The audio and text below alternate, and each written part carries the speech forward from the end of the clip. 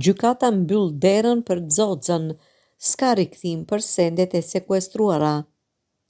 Gjykata e lartë ka rrëzuar kërkesën e bashkëshortes së kryebashkiakut të Tiranës Erion Veliajt, Ajola Xhoxha, për të marrë pas telefonin dhe sendet e tjera të sekuestruara më parë si pjesë e hetimit të SPAK.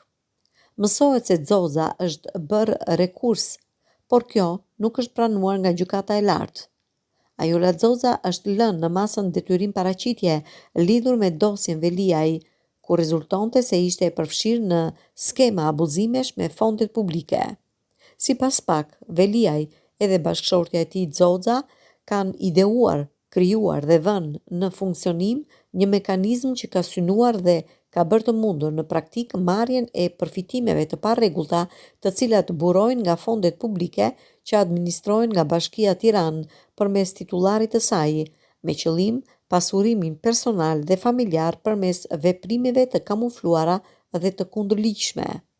Prokuroria e posaçme e akuzon Xhoxhën për korrupsion pasiv i funksionarëve të lartë shtetëror ose i të zgjedhurve vendor, kryer në bashkëpunim.